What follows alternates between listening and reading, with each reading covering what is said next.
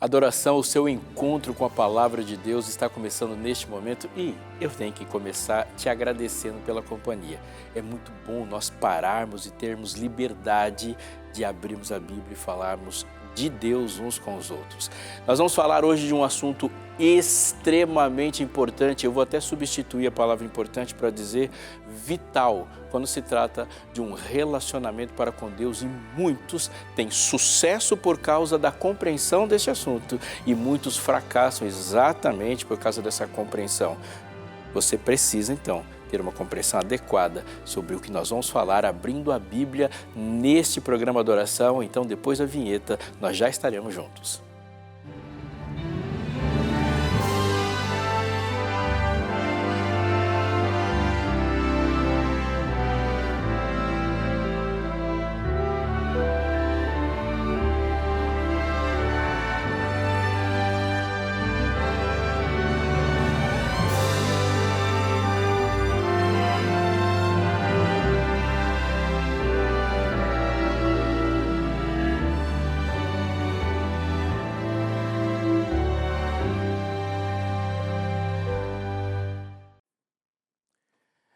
Nessa adoração de hoje eu quero falar com você sobre o que define uma religião.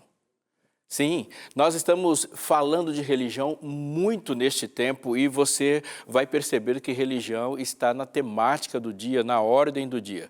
Os números, as estatísticas demográficas deste país dizem que há uma verdadeira revolução religiosa acontecendo.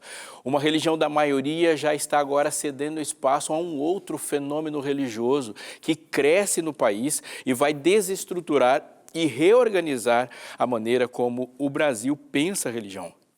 Mas é mais do que isso. Você já ouviu falar com certeza dos desigrejados, das religiões pós-modernas e por aí vai se desenvolvendo um monte de nomes, alguns pejorativos sobre religiosidade do tipo a igreja church, a igreja da parede preta, a igreja daqueles que são ultratradicionalistas, os fundamentalistas, os que são seita e lidamos com isso o tempo todo. E se você está assistindo esse programa agora e se você acompanha a Rede Novo Tempo, eu tenho certeza que você já compreendeu a importância desse assunto. Então, vamos lá.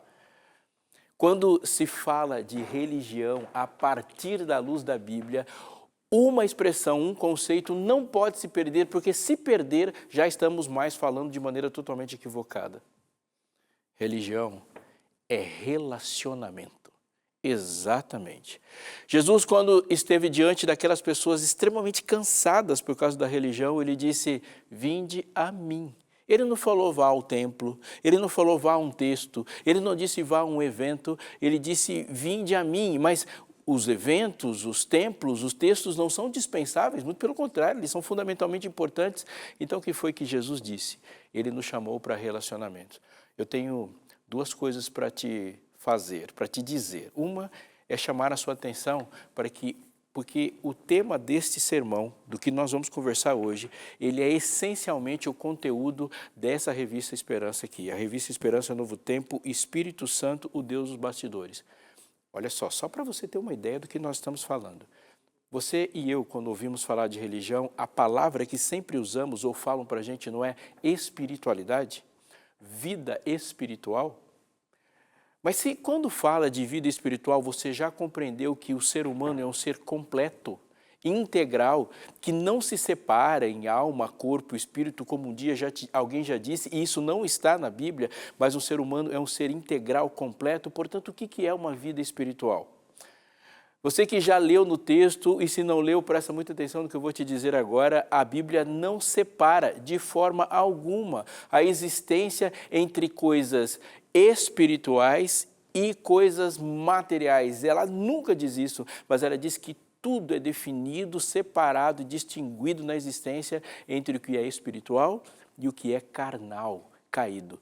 Portanto, você é que está definindo, a partir do seu relacionamento com o Espírito Santo, como serão tudo as coisas que estão diante de você.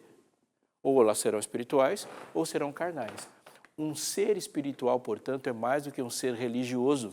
Um ser espiritual é aquele que está se relacionando com o Espírito Santo. E é deste ponto que eu quero partir falando com você.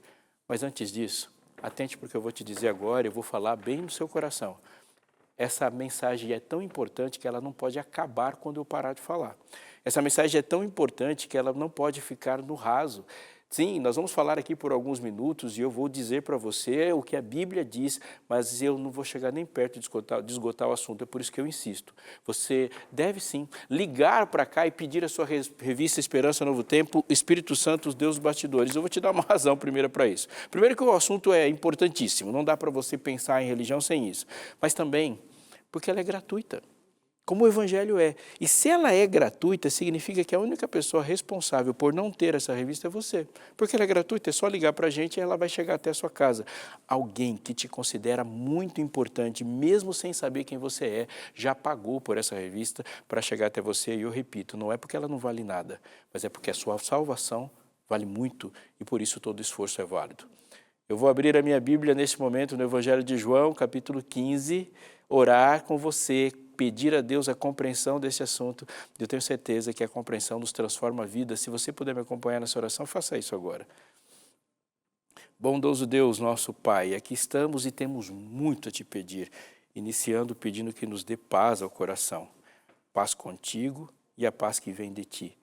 Mas pedimos-te também, Senhor, que nos dê compreensão da tua palavra, do teu desejo para conosco, e que isso seja para a glória do teu nome, por Jesus. Amém. Jesus estava falando com os seus discípulos naquela íntima conversa e Jesus teve muitas conversas íntimas com seus discípulos, mas aquela em especial, ela tinha um caráter diferente porque era a última. Daquele ponto para frente, ele iria para a cruz, o traidor iria se configurar como traidor, as profecias sobre aquele que iria negá-lo, que eles iriam se debandar e deixá-lo sozinho, o que Jesus falou sobre a negação, a rejeição dele, tudo estava chegando para o seu ponto culminante. Ali, naquela preparação para a Páscoa, eles vão até Jesus e já no começo daquela conversa, eles estão muito, muito surpreendidos, impactados por uma atitude de Jesus. Aliás, Jesus tinha atitudes que impactavam as pessoas toda hora, mas aquela estava muito radical.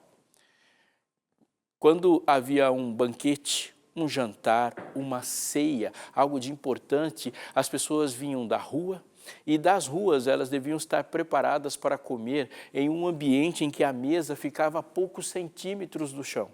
As pessoas não vinham de tênis, não vinham de sapatos, elas vinham usando suas sandálias, calçados abertos, adequados para aquele contexto. Então, você já está imaginando? Eles estariam à mesa, deitados no chão praticamente, porque a mesa é muito próxima ao chão. A posição de comer é colocar o braço esquerdo do lado assim do corpo, o corpo sobre esse pedaço do braço, a mão direita pegando a comida e os pés ficam praticamente na altura da mesa. É por isso que lavar os pés é uma atividade essencial, dentre tantas atividades importantes naquele contexto onde comer é fundamental para qualquer laço social. Quem lavava os pés? Na concepção da época, quem lavava os pés era o ponto, a pessoa que ocupava o nível mais baixo da pirâmide social. Não, uma pessoa honrada nunca faria isso. Uma pessoa honrada é aquela que separa alguém e ordena esse alguém para lavar os pés. Mas ali, quando os discípulos chegaram, Jesus estava pronto para lavar os pés. Você já ouviu falar desse lava-pés? Você pode ter participado de uma ceia onde houve lava-pés. Isso faz com que eu e você estejamos já familiarizados com essa ação. Mas não é assim nessa Palestina do primeiro século. É um escândalo. Quando um mestre se ajoelha para lavar os pés, aquilo já começou a configurar na cabeça dos discípulos como algo esquisito. Pedro tenta dissuadi-lo e Jesus convence Pedro, fala do porquê, mas nesse começo Deus já dá em Jesus a tônica do que vai acontecer até o fim da conversa e eu e você não podemos nos perder agora. Porque lavar o pé é um ato de extrema humildade. Quando ele diz que ele vai lavar os pés dos discípulos, sendo o rei do universo, e depois diz assim, mas é assim que vocês devem agir, assim que vocês devem pensar, ele está jogando uma granada em toda a estrutura de pensamento humano, onde quanto mais conquistamos, quanto mais bem-sucedidos nos tornamos, quanto mais diplomas colocamos na nossa parede, ou quanto maior é o valor do carro na garagem, quanto maior a concepção de sucesso, mais distantes ficamos do serviço. Essa é a ideia humana. A gente constrói frases e fala essas frases dentro da concepção de cultura que temos e às vezes sem pensar o quanto essa frase é horrível aos olhos de Jesus quando nós falamos, você está fazendo isso porque você não estudou. Nós estimulamos os nossos filhos a estudar para não ter que servir. E Jesus coloca a toalha sobre os ombros, toca seus joelhos no chão, pega os pés sujos, empoeirados, fétidos dos seus discípulos e os prepara para uma ceia. Alguns instantes antes disso, alguns dias atrás, uma mulher foi elogiada por Jesus por ter lavado os pés com seus cabelos. Então, só pensa nessa cena. Se ela enxugou os pés de Jesus com seus cabelos, significa que os pés de Jesus ficaram limpos e os cabelos dela ficaram sujos. É uma ação de se inclinar, porque o reino de Deus se faz em pessoas se inclinando na direção das outras. Nesse momento, um coração, o seu talvez, o meu, pode dizer assim, mas eu não quero viver essa vida de humildade, de serviço. O sucesso da vida é passar o tempo todo servindo, mas eu vou servir quem não gosta de mim? Eu vou servir quem me maltrata? Eu vou servir quem me odeia? Eu vou servir aquelas pessoas que estão ofendendo a Deus e a religião verdadeira, que atacam toda a estrutura familiar, que sempre foi valorada? Eu vou servir esse tipo de gente? Essa é exatamente a pergunta que aquele mestre da lei fez para Jesus antes de ouvir da parábola do samaritano. E de todas as conclusões que eu e você podemos chegar sim, nós não desejamos servir. E é por isso que Deus chama a transformação de um desejo de ser servido em um desejo de servir, de conversão. Porque somente um coração transformado que era assim. Amigo, amiga, coloque seu coração à disposição do Espírito Santo agora e permita que ele investigue seu coração. Você foi transformado? Porque quando nós começamos a adquirir hábitos de colocar uma roupa diferente e ir para a igreja 1, 2 vezes por semana, isso não é uma prova de transformação. Isso é muito importante, mas não é o essencial. Quando nós trocamos de vocabulário e agora aquele vocabulário cheio de palavras chulas, ofensivas, jocosas e palavrões agora são substituídas por um vocabulário mais civilizadinho, isso é muito importante e os cristãos são definidos e conhecidos pelo seu vocabulário, mas isso não chega nem perto do que ele fala, que é um coração transformado. Nem perto. Nós, quando falamos que aceitamos Jesus, o planeta inteiro espera que desenvolvamos honestidade, que desenvolvamos fidelidade e lealdade e que nos tornemos bons pagadores e bons funcionários. Mas eu repito, isso não chega nem perto do que ele está falando, porque quando um coração é transformado, ele se alegra na humildade de estar servindo. E tudo que Jesus vai falar naquele discurso começa com os pés sendo lavados. Ele fala, ele chama os discípulos, ele acusa o traidor sai, ele deixa claro o que está acontecendo. E agora, do capítulo 15 do livro de João, verso 1 começa assim. Está prestando atenção? Eu sou a videira, ele diz. Eu sou a videira verdadeira. E o meu pai é o lavrador. Todo ramo que, estando em mim, não der fruto, ele o corta. E todo que dá fruto, ele limpa para que produza mais fruto ainda. Vamos parar um pouquinho para pensar nisso. Primeiro que Jesus ele está repetindo aqui, há um padrão dele na Bíblia, dizendo que existem sim 2 grupos de pessoas que podem enganar o planeta inteiro, mas não enganam ele. Qual é esse grupo de pessoas? Existe alguém que tem um relacionamento pessoal com Jesus, mas sempre haverá alguém que tem um relacionamento com alguém que tem um relacionamento pessoal com Jesus. Abraão, o pai da fé, era amigo de Deus, conversava diretamente com Deus, ele era alguém que conhecia Deus. Ló era alguém que conhecia Abraão e parecia que Ló tinha aquele mesmo nível de intimidade. Abraão salva Ló, Ló não salva ninguém.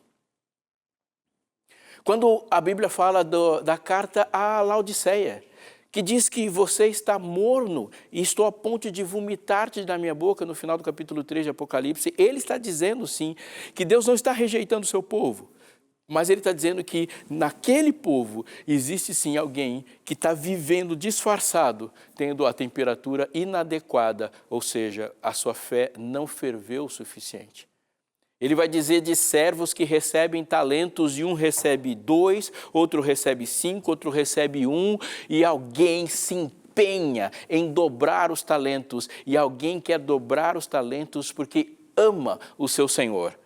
E outro alguém enterra os talentos porque trabalha com alguém que ama o Senhor, mas ele não. Ele é tido como servo, ele tem a mesma habilidade, ele recebe o talento, a prata e o ouro, ele tem uma incumbência como todo mundo, mas o amor faz total diferença, porque ele não é alguém que conhece a Cristo, ele é alguém que trabalha junto com alguém que conhece a Cristo. E antes tem a parábola das 10 virgens, todas com lâmpada, todas aguardando o noivo, todas dormem. Mas existem 5 que amam e esperam o noivo. Existem outras que estão junto com alguém, que levam a chegada do noivo como a coisa mais séria da sua vida. Ah, sim, nessa videira, aqueles que estão ligados à videira e produzem fruto por estarem ligados à videira, mas um olhar desatento não vai perceber que existem pessoas que não estão ligadas na videira, elas estão no pomar. Parece que elas estão ligadas à videira, elas estão verdinhas, elas estão lá parecendo vivas, e elas estão lá, pode até produzir sombra, elas decoram, mas na hora de querer fruto, esse fruto não aparece, porque para produzir fruto tem que estar na videira e não no pomar. Mas elas estão no pomar e ele vai repetir, ele vai dizer, ele vai insistir, eu sou a videira e você é o ramo. Você não é a videira, você é o ramo. E ele diz que quem está nele e não der fruto, ele corta, e todo aquele que dá fruto, ele limpa para que produza mais fruto ainda. Amigo, presta atenção no que Deus está fazendo com você agora. Ele está dizendo que vai tomar 2 atitudes. Aquele que está nele, ele quer que produza fruto. Então, primeira lição. Deus não te chamou para produzir frutos. Mas pastor, não foi isso que você disse agora? Não, não foi isso que eu disse, não foi isso que está escrito lá. Deus não chamou você para produzir fruto. Ele chamou você para produzir muito fruto. Sim, ele entrega um talento, ele entrega 2 talentos, ele entrega 5 talentos, mas ele espera que no final da parábola os talentos tenham sido dobrados. Ele quer que você viva transbordantemente. Quando Pedro colocou dentro do barco a maior quantidade de peixes que ele já tinha pescado na vida dele, ele disse, Senhor, uau! E Jesus respondeu, tá, sai daí, porque nós vamos fazer coisas extraordinariamente maiores. Não, ele quer que você produza mais fruto ainda. O que isso significa na prática? Significa que quando você está conectado a Jesus, ele não vai parar de aperfeiçoar você. Eu acho que você já fez essa pergunta. Eu já fiz. E se você não fez, alguém perto de você está fazendo. E a pergunta é, Senhor, eu estou fazendo tudo certo. Eu estou lendo a minha Bíblia, eu estou estudando a lição, eu sou um assistente, eu sou um telespectador assíduo na Novo Tempo, eu sou um anjo da esperança, eu sou dizimista, ofertante, eu ajudo as pessoas, eu estou com os joelhos dobrados, eu tenho uma vida de comunhão, por que eu ainda estou sendo provado? Todo ramo que está em mim, ele poda para ter mais fruto ainda. Isso significa que tem 2 tipos de sofrimento. Existe o sofrimento daquele que não está ligado a Jesus. E existe o sofrimento próprio daquele que está ligado a Jesus, mas aqui ele deixa bem claro por que você é provado. Porque Deus quer mais, ainda mais, dele em e por você. Ele não vai parar, porque ele vai dizer assim, ó, vocês já estão limpos por causa da palavra que eu lhes tenho falado. Permaneçam em mim e eu permanecerei em vocês. Como o ramo não pode produzir fruto de si mesmo se não permanecer na videira, assim vocês não podem dar fruto se não permanecerem em mim. Eu estou tentando definir o sentimento no meu coração para falar o que eu vou falar para você agora, mas eu quero colocar com a total seriedade e pedir para que você pare tudo que você está fazendo, se você está fazendo alguma coisa que não seja olhar para a tela agora e pense no que eu vou dizer, seriamente o que ele está dizendo. Quantas coisas, quantas atitudes, quanto de trabalho, quantas das atividades da sua vida você faz sem Jesus? O que Jesus está dizendo aqui é, eu sei porque você não ora. Eu sei porque você não lê a Bíblia. Pega tudo que você fez nas últimas 24 horas e pensa em qual delas dependia total e exclusivamente de uma conexão com a videira. Uma resposta assustadora para essa pergunta é que, se a gente fizer uma análise, podemos concluir que a maior parte de tudo que fazemos, nós fazemos sem nada do Espírito Santo nos empoderando, porque a gente nem chegou a pedir para Ele. Jesus está dizendo assim: quando você sai de casa sem dobrar os joelhos e sem falar comigo, é porque, obviamente, você estava confiando em alguma outra informação. Você estava confiando em algum outro poder e provavelmente era o seu. Quando eu saio de casa para a faculdade sem falar com Jesus, é porque eu estou confiando em informações que não são as dele. Eu estou confiando em outro tipo de ciência, em outro tipo de conhecimento, em outro tipo de estrutura de pensamento. Quando eu saio de casa e vou praticar um esporte sem Jesus, é porque eu não confio que o meu corpo está sendo mantido por Ele. Mas não preciso só praticar esporte, eu posso fazer qualquer outra coisa. Quando eu vou para o trabalho sem Jesus, eu estou confiando que o meu pão não virá dele. O que ele está dizendo é: você não pode fazer nada sem mim. E se você está intentando ter sucesso sem estar completamente conectado à videira, você é um idólatra. Não é pouco, não é fraco, não é de pouca importância o que ele está falando. Ele está jogando uma bomba no nosso modo de viver. Não é do primeiro século, ele está falando de 2024. Ele está dizendo: por que você não ora? Escuta o texto. Permaneçam em mim e eu permanecerei em vocês. Como o ramo não pode produzir fruto de si mesmo se não permanecer na videira, assim vocês não podem dar fruto se não permanecerem em mim. Se eu não estou em intimidade permanecendo com Cristo, o que é então isso que eu estou chamando de fruto? Esta é a grande pergunta do texto. Ele está dizendo: isso aí que você está chamando de fruto, não é fruto. E se está chamando, não foi eu que falei, não foi eu que produzi, não é o que eu quero, e você não vai poder voltar para mim e entregar um fruto que não foi eu que produzi. Jesus está dizendo algo para você aqui, querida, querido amigo. Ele está dizendo que a única ação deliberada da sua parte para com Ele é ficar. Se você não prestou atenção em nada do que eu disse até agora, presta atenção nessas duas coisas. Jesus não se importa com o motivo pelo qual qualquer um de nós chegou até Ele. Eu vou repetir. Jesus não se importa com o motivo com que qualquer um de nós chegou até Ele. Nós podemos chegar até Ele porque estamos com fome, porque estamos tristes, porque estamos mal, porque a nossa família está desmoronando, porque estamos sem emprego. Ninguém procura Jesus por um motivo puro, por uma razão simples e importante. Toda pureza de propósito só vai acontecer depois que Jesus age em nós. Aquela parábola que você conhece como parábola do filho pródigo, ela escancara diante de nós essa realidade. E a realidade é que o menino ofende o pai, o jovem pródigo fala: pai, estou indo embora. Ele fala: vai. Depois ele fala: vou voltar, e não mostra nenhum sinal de arrependimento. Ele fala: venha, te recebo como filho. E não há um diálogo sobre o filho que vai, e não há diálogo com o filho quando ele vem. Mas quando o mais velho chega, todo o restante da parábola é uma tentativa de trazer à consciência uma pergunta. Eu sei porque o mais novo foi embora. Eu quero saber por que você ficou.